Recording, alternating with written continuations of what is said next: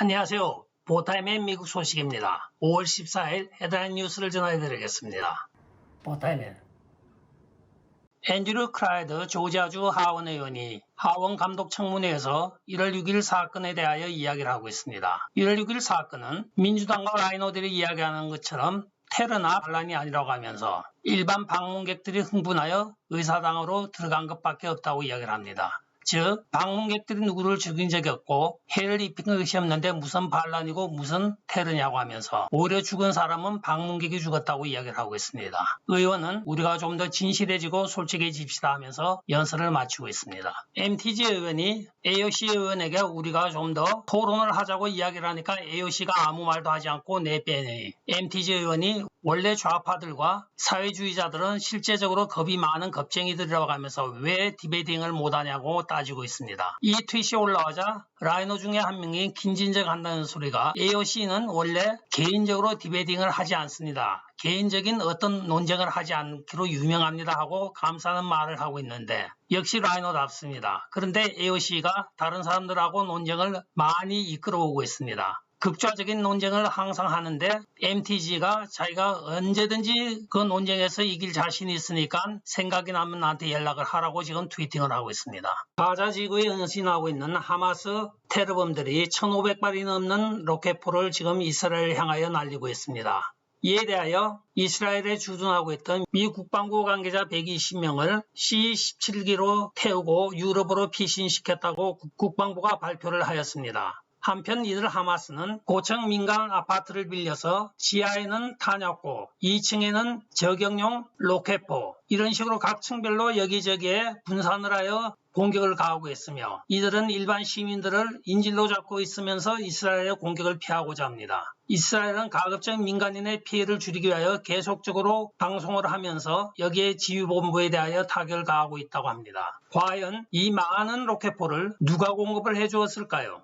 기자들한테 욕을 사서 먹고 있는 에너지부 장관입니다. 제니퍼 그레넘 에너지부 장관이 오늘 동남부와 남부 일대에 지금 주유소에 가스를 주입하지 못하여 대란이 일어나고 있는 것에 대하여 백악관에 브리핑을 하면서 뒷말로 그들이 만약에 전기자동차를 갖고 있었다고 하면 이런 주유대란에는 해당이 없었을 텐데 하고 아쉬운 뜻으로 말을 하였으나 대부분의 기자들은 이것을 곱게 받아들이지 않았습니다. 가장 싼 테슬라 3 사이즈가 56,000불에 텍스까지 하면 6만 불이 넘어가는데 그것을 60개월로 폐를 하게 되면 한 달에 1,000불이 넘는다고 이야기를 하였습니다. 미국의 메인스트림 미디어를 잘 표현한 화면에 하나가 올라와서 여러분들에게 소개하겠습니다. 리즈 체인에 대해서는 이렇게 마이크가 앞에 많이 있습니다. 그러나 미국의 현재 발생하고 있는 문제점들, 즉 가자 지구에 지금 하마스에 의한 이스라엘과 하마스의 전쟁, 또 두 번째 인플레이션이 급등하고 있는 것, 세 번째 파이프라인 해커들에 의한 지금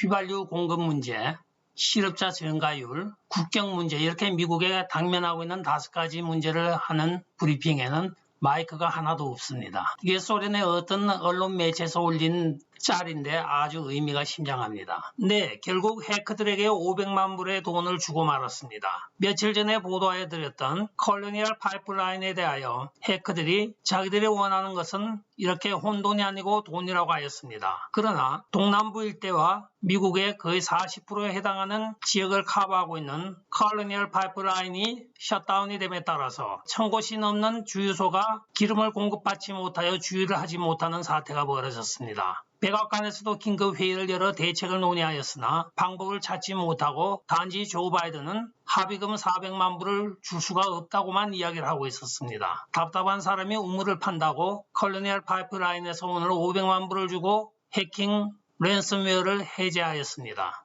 결국은 해커들이 이긴 것이 되었습니다. 그러나 하나를 주게 되면 연속적으로 계속 줘야 하는데 다른 파이프라인 회사들에도 지금 해킹용 랜섬웨어가 심겨져 있는 것으로 확인되고 있는 바 앞으로 연이은 보상이 지금 지급되게 생겼습니다. 산타로사 경찰서 발표에 의하면 4월 17일 피고 측 증인으로 나서는 경관에 대하여 공갈 협박한 혐의로 수배가 되었던 3명의 용의자가 체포되었다고 발표를 하였습니다. 그들은 로완 달비, 크리스틴 오모이트, 앰버 루카스 이렇게 3명으로 밝혀졌으며 이들은 4월 17일 데릭 쇼븐 케이스가 한창일 때 데릭 쇼븐을 위하여 증인으로 나섰던 베리 브로이드 경관 집 앞에 문과 집 주위에 돼지피를 바르고 또한 산타로사 프라자 앞에 대형 손 형상의 조형물을 만들어 거기에다 돼지피를 묻히고 앞에 오잉크 하며 썼습니다. 이렇게 피고의 증인을 협박하면서까지 그들은 BLM 활동을 확장하고 있었다가 이번 사건이 끝난 후에 산타로사 경찰서의 수배에 의하여 잡혔다고 합니다.